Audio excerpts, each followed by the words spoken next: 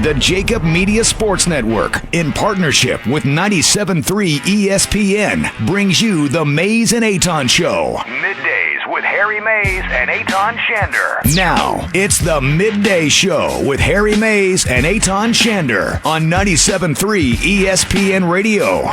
And for a lot of you, Friday has arrived, and let's thank the Lords, gods, whatever religion you subscribe to above for ending that early last night. Yes, I tell you what, Eytan, it was a message from the football Seriously. gods that even they are repulsed by what has become preseason football week 3 in the NFL. Can you imagine how bad the taste that was left in the mouth of Zeus last night after watching the first 2 possessions by Cody Kessler?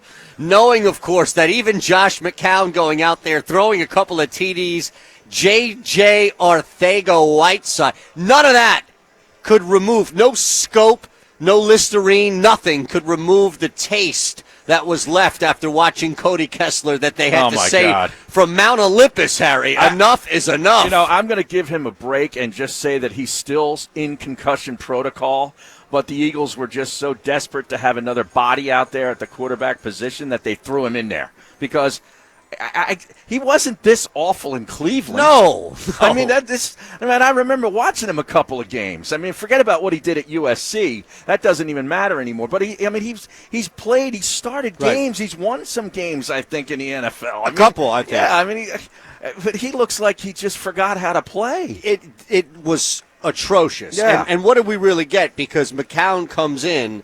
He was okay. He was okay. He's been here for 3 days. I think he should have just started the game. Like, why wouldn't he have just started the game? Well, I don't know. I guess. What was really that much of a difference, Harry? I don't know. I don't have a good answer for you. Well, listen. I really don't. The game was awful. The play was atrocious. If we're going to get upset about something, I'm going to have to find something deeper to nitpick. I mean, we're going to have to go third level to nitpick last night. I'm trying to find things that I liked. J.J. Arcega-Whiteside. J.J. Arcega-Whiteside is the Jerry Rice of this preseason, man. Absolutely. I'm telling you, he has been good in every game. You're right. And, I know we can't make too much of this. No, he's going to be the next Alshon Jeffrey. Come on, I'm telling you. Right, you can see it. Right, yeah. He's got a similar type game. Yep. And basically everything that's thrown in his vicinity, he catches. What's that term that you love? Catch radius. Yes, he's got good catch radius, Eytan. That's very good out of you. The other thing I like. Oh, thank you. Thank you. And I was looking forward to this, and he did not disappoint. My boy, Trace McSorley for the Ravens. Your boy. Mr. Penn State himself. Mr. Penn State. Mr. Temple rooting for Mr. Penn State to have a good game. Why would that be? I don't know. I just like the kid as a college player. He's a tough kid. Even still, after you found out the harsh reality that he's not related to Marty McSorley? No, he's not. I knew he wasn't related to Marty McSorley. Well, he could be a love child. No. Marty playing down there in the nation's capital every now and again. He playing the Capitals, got a little loose one night West in Northern Virginia. I'm telling you. Nova.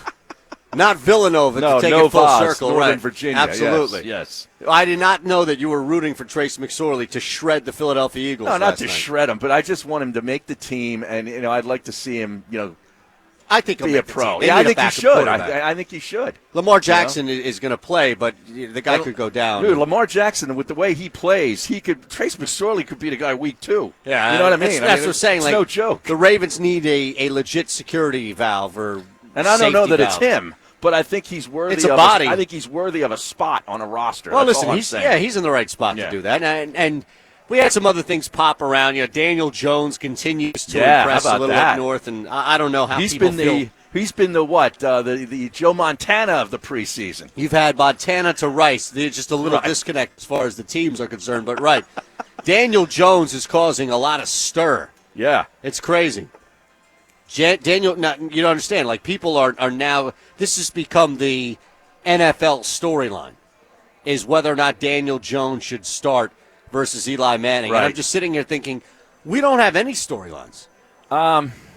Outside of, if Carson Wentz is healthy, this is pretty much a team that everybody believes will compete to represent the conference in the Super Bowl. Correct. If Carson Wentz is not healthy, then this team is not going anywhere. Well, I mean, yeah. I mean, Josh McCown can win you some games, but I don't think that, you're winning 10, 11, 12 games and, getting a home playoff game with Josh McCown playing a lot of games. So, but he's a suitable backup for a game or two or coming in a spot.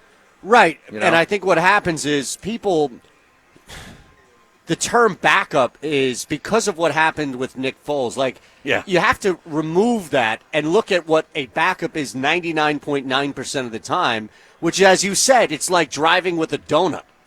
I mean, how you blow a tire on a Schuylkill, right? You fix it, you're on a donut. Are you going to drive to Harrisburg on that thing? Don't talk about that right now, because when I got in the vehicle this morning, I told you. You already have the family. I got the family with me. Yeah, I got my mother and my wife, the Lima, over there in the sports book, lounging in the beautiful Barca loungers, watching all the television screens. But I loaded them in the car today, and I noticed, that little signal, that little indicator light that comes on, tire that pressure? says you got low pressure in a tire. Oh, man. And I'm like, are you kidding me? Of the day of all days, right? I went down and filled up the gas tank, drove back up, picked them up, and that's when I noticed it. So I had to go back down to the gas station, Harry, get a couple of quarters, and go to the air pump and put air in all the tires.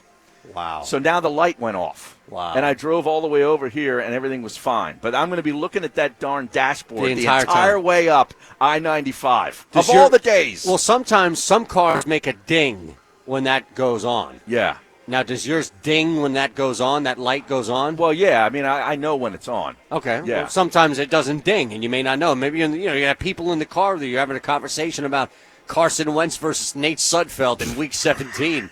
Next thing you know, you're driving on low tire pressure. What, are we resting? Are we resting Carson Week 17 against the Giants? I'm just because saying. The Eagles have locked up home field. At that point, we don't know. The question is whether it's Nate Sudfeld or Josh McCown gets the start. Correct. Put it on a poll, Guillermo. We have no idea. All right, now, speaking of where your family is currently sitting right now, this is where we are, just steps away at the beautiful, brand-new sports book here at Parks Casino up in Bensalem. The amazing casino, number one casino in the state, now the number one sports book without a doubt in the region, in the country. You can match this up with anything around in Vegas and beyond. The thing is gigantic, Harry. We continue to tell people, show pics and videos of this wraparound technology that they have with all the different screens. In fact, this is one of the few times that we've been here in which the 4-screen is up. Oh, yeah, that's right. So you've got the big screen, like we're watching some golf on a big screen, and then there's an NFL Network show to the right of it, or an ESPN NFL segment to the right of it, and then to the left of the golf, the women's golf, 4 screens. Right. They've got the big screen divided into 4s. That's pretty cool. Now think about that. You've got all of these screens that can all be divided into 4. Right.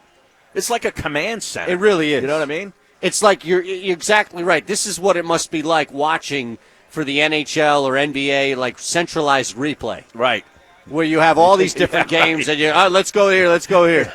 This is crazy. And Yeah. you see the scroll, of course, the ticker on the bottom rolling through with all the games, all the baseball games, and all the information that's coming out. The kiosks, we see people walking in and out. The self-service kiosks are easy to use. Everybody behind the counter is here to help you as well. So it's just a great experience. We're here each and every Friday, the brand new Sportsbook, Harry. And, of course, we're giving away the $250 as well. Well, yeah, you talk about the kiosks and everything. You got everything on your phone now. If you've Yeah. got an iPhone or an Android phone, you've got a casino on your phone. Parks Casino is on your phone, iPhones included. And all you do is go to parkscasino.com/MES. That stands for Mays Eytan Show, MES. And then you hit the keyword is winner. Correct. Right? Yep. And that's going to give you your $250 risk-free bet. Okay? It's that simple. Easy. Good to Okay? go. And college football starts this weekend. Saturday night, I am really looking forward to Florida and Miami. And that's at, what, 7? I think 7 o'clock, yeah. But the line. The line, I think, was 7.5 last I looked. Oh, we're going to have it on 97.3. Look at How about that? Josh Hennig, of course, our producer of the show. Now, was that your idea, Josh? Because that's a great idea.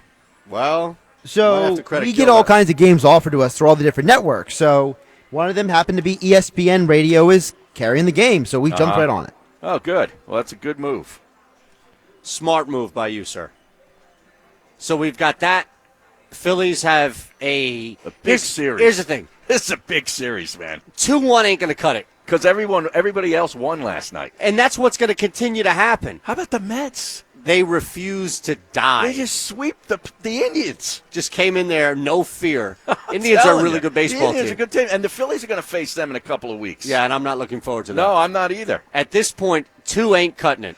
All right, that's what I'll maintain throughout the show today. Right. 2 is not cutting it. You need to go down to Miami and sweep that god-awful baseball team. And enough is enough of playing down the competition. That would be great if they did that, because I told you, we went over this a couple days ago about how the schedule shakes out for both the Mets and the Phillies from now until the end of the season. And it's heavily loaded, advantage Mets, based on not only just who they play, but where they play. They double the amount of games at home versus on the road. Right. And with the Phillies, they've got like 23 on the road versus like 15 at home. So that's not looking good. Plus, they've got some tough series coming up. I'm telling you, You got Harry. the Braves a couple of times. You got the 5 games with the Nationals, who are hot as a firecracker right now. And you can't afford. See, people were thinking to that point of the 5-game series, Harry. People were thinking, well, why don't we just, if we, you hover, you keep your head above water, you kind of stay where things are, then that's where you gain ground. You need to have ground gained before you go into that series. You need to be tied, or dare I even say up, because you've taken advantage of a sweep where the Nationals, even at 2-1, like you have enough time from now until then to where if you can sweep a couple of series in front of you, and there won't be many, and this is one of them, where even a 2-1 by the Nationals, you gain some ground. You can't afford to go in there down 2.5 to Washington, or in this case it would be, 4.5, 3.5, and think you're going to gain ground by taking 4 or 5 in D.C. That ain't going to happen. No, I know. I mean, especially with that pitching staff that they can throw out there. So, the thing that's just marvels me, I mean, right now it's so weird. You got the Mets, who are just the hottest team in baseball since the All-Star break, right? Right. And the Yankees now are on a losing streak.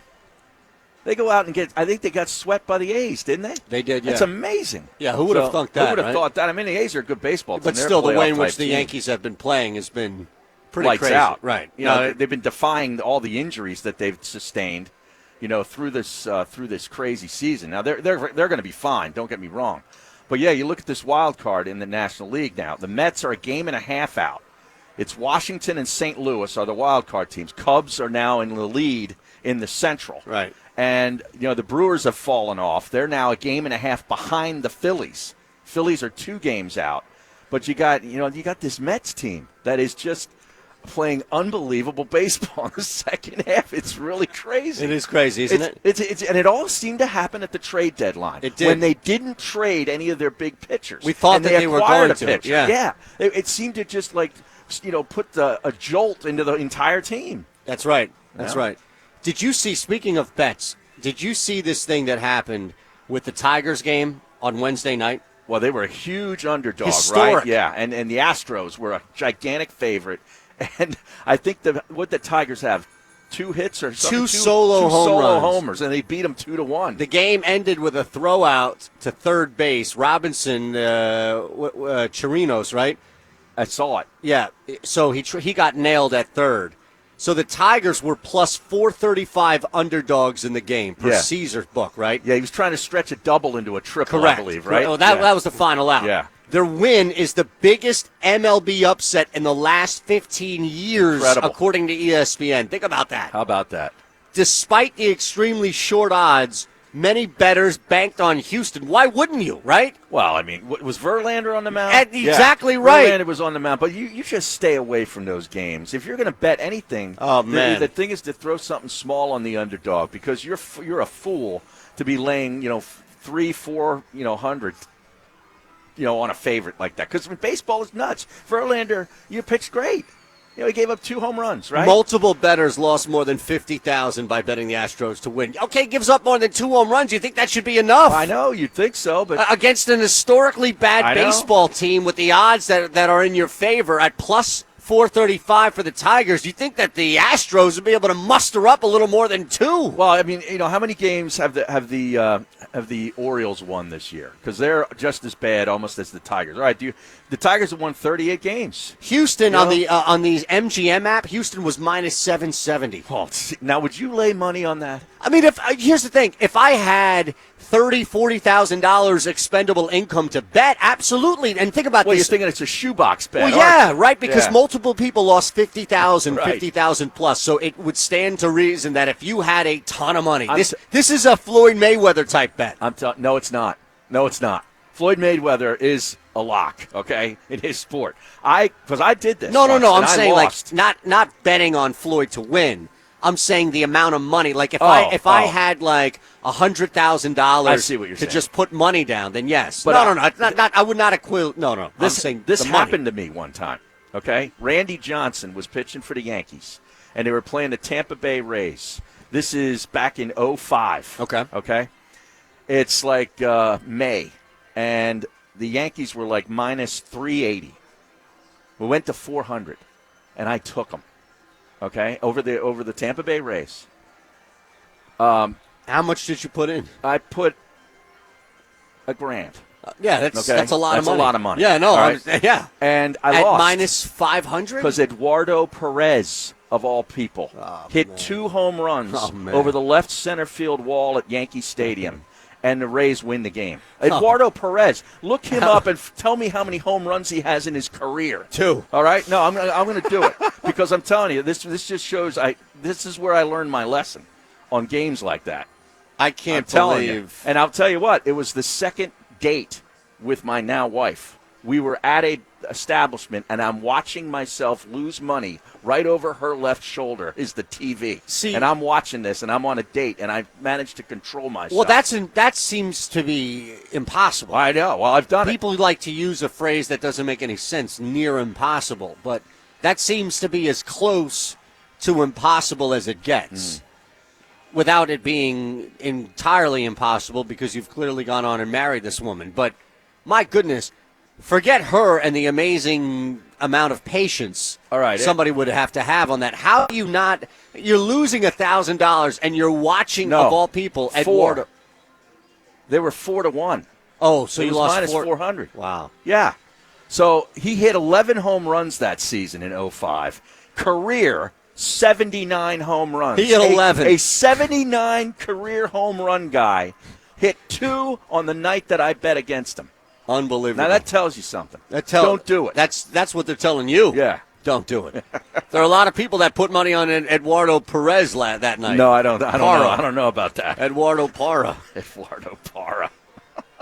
MGM said it took in more than 6 figures on the game. $55,000 bet won on Houston at minus 550 to win $10,000, and a $63,520 bet on Houston at minus 575 to win $11,000. See, that's a bet I think makes sense. Yeah, I'm telling you. Like that. That's what I'm saying. I don't look at this as a foolish bet. I don't look at this as a bad beat. Well, that's a bad beat because they only had 2 hits and both of them went over the wall. Oh, I guess you're right. Technically, I mean, seriously. those are. Oh, I missed that. That was the only 2 hits they had. I think it's the only 2 hits they had. Oh, okay. You're right. Yeah, you're right. So but that's not a bad bet. There's a difference. But a foolish bet and a bad beat are different. Yeah, true. And that's what I'm saying. Like, okay, now I'm looking at the box here, and you're right. I thought that they got a couple more in front of that, and those are the only 2 runs that they scored off of. But no, still, you're like right. you said, even though 2 solo home runs, I mean, Houston still should manage to scratch out 3, right? Yeah, exactly right. Yeah. So if they get 7 hits and they're only able to muster together 2 runs, and you look at that and you think, all right, it may not be as bad of a beat as mentioned, but in this case, right, the only 2 hits come in the form of the only 2 runs they get. And on top of that, Houston can only get 1 with one of the best pitchers on the mound in baseball. That's a pretty disappointing end. And that's one that I don't think that you prepare for. But this is a bet every now and again that comes across the radar where you look and see, all right, this is how these casinos, these books, this is how where we are in parks and others are able to really keep balance. Mm-hmm.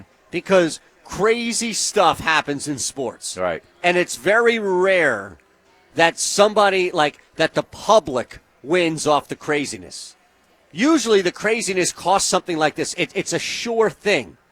Like when the surefire underdog loses, Not many. I don't think many people took Detroit in that game. We'd be hearing about. I doubt it. That's Yeah. my point. Yeah. Is we'd be hearing about somebody people would winning be spouting $1 million off. Yeah, right, and right. showing this ticket about how they Yeah. had Detroit, and all we hear is how people lost. Yeah. And guess who won? Some guy put $20,000 on the Tigers.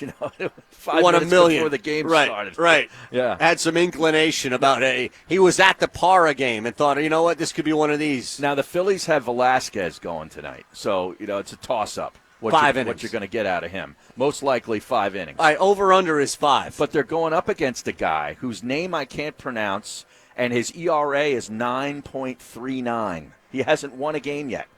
Okay? 9.39 earned run average. I'm telling you, man, at this point, if this game is lost tonight, they don't deserve us. I'm just saying. They don't.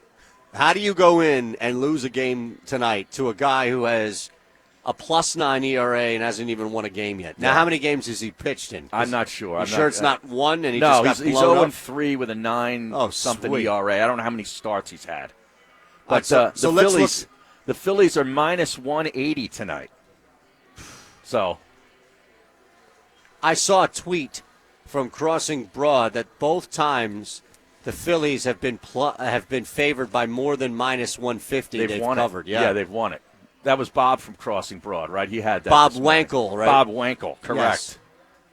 Bob Yes. Wankel. What's the new Twitter handle? I think it's Josh Bob. Is it Bob Wankel CB? It might be. I think that's what it is. It might be. 609-403-0973 is your text board. 609-403-0973. Before that, let's talk to Matt in EHT. He wants to talk crazy sports and some bad beats. That might have been one of the worst you'll see. What's up, Matt? Hey, how are you?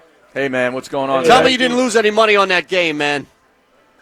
No, not at all. I got a couple of them. One was I had a 5-team parlay a long time ago where it was the Knicks.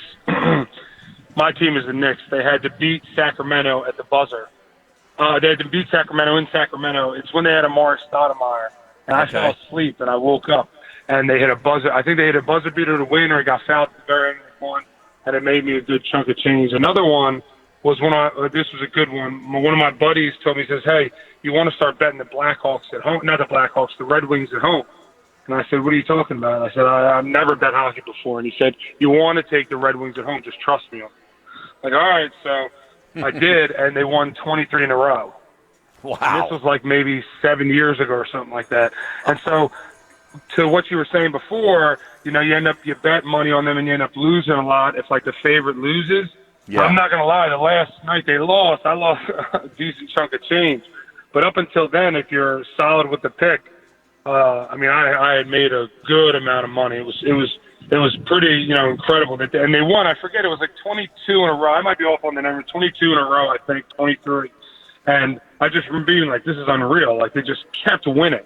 And the number stayed around the same. It didn't fluctuate too much. Right, and with that thing, you recall what I'm talking about? Yeah, you ride those streaks, too, whenever you find one.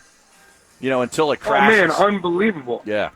Yeah, unbelievable. Did you ever hear the story about the Vince Young game? Yeah, how I remember that being one of the first times I ever heard how they said in Vegas there was an enormous swing. Remember when he was getting tackled and they considered him down in the grass, I believe, and he missed, like he threw a touchdown on the play, but they considered him down? I remember that being an incredibly insane bad beat. Was this when he was in the pros with Tennessee? Yes, correct. When he was in the pros with Tennessee, he was that like, against the guy Giants? was around his ankle. Was that against the Giants? I was down in Nashville for his entire Tennessee, for his Tennessee career. Oh, lucky no, trust me. Yeah, you kidding me? You love it. You play golf every day. He was like it was like the in the grass rule. But right. I remember it being a big. Oh, in the grass. That's right. Yeah, I think he screwed up like the over under and because they took the touchdown off the board. I don't think they got it. Well, I gotta look that up. I vaguely. It was incredible. Yeah, he was standing straight up still, and he threw a touchdown, I think, and they disallowed it. Swung. I remember one of the first times I ever heard Vegas swung a couple million, I think, just on that play. Hey, Matt, good call, man. Thanks, Appreciate brother. you checking in. That's good stuff, There he man. is. That's crazy. 23 in a row, huh? Now, remember last week we were here, we gave a gentleman some information about the Phillies that night. Did that pay off? Did that bet pay off? The Phillies did. That was the Friday night when they beat the Padres. That's